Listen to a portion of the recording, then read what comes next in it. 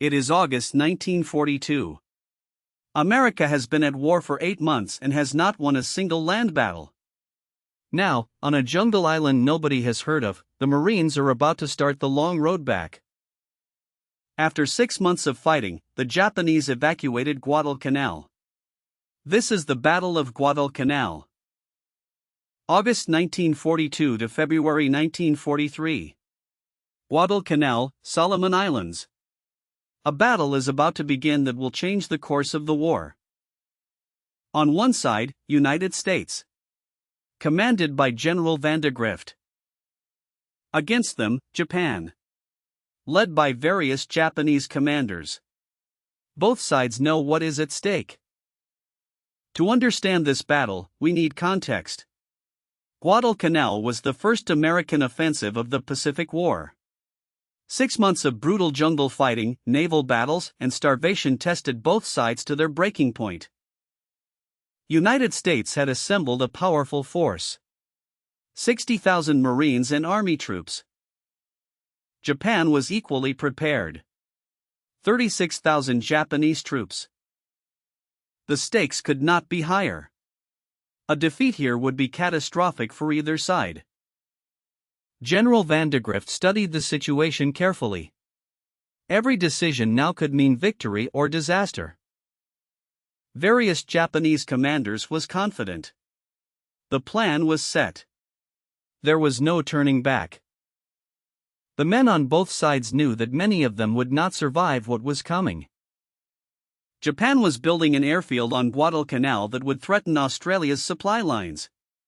The Marines had to take it.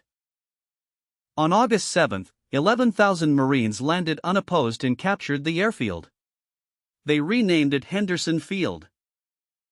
After the Savo Island naval disaster, the Navy withdrew, stranding the Marines without supplies or naval support. The Marines survived on captured Japanese rice. They called themselves the Raggedy-ass Marines. Malaria was as deadly as the enemy. The Japanese counterattacked relentlessly.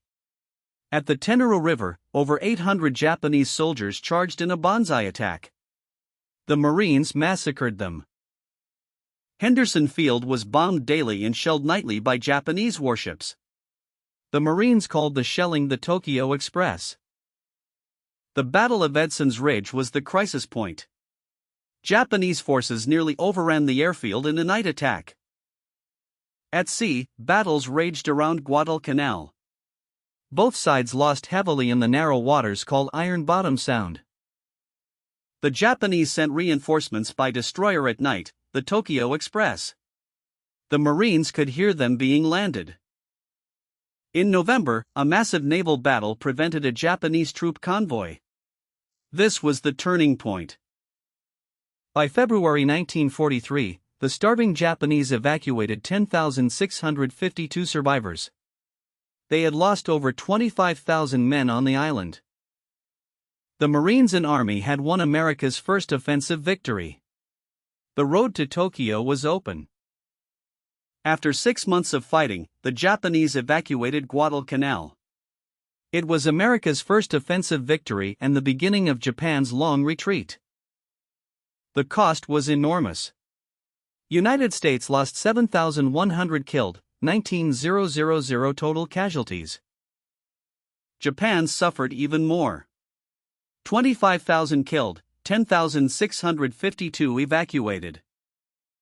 When the news reached the capitals, the world understood that the war had changed. For the soldiers who survived, this battle would haunt them for the rest of their lives. The commanders on both sides would be judged by history for their decisions here. Military historians would later analyze every move, every decision, every mistake. But for those who were there, no analysis could capture what they went through. Guadalcanal proved that Japan could be beaten on the ground. It marked the shift from Japanese offensive to American offensive in the Pacific. The lessons of this battle would influence military strategy for generations to come.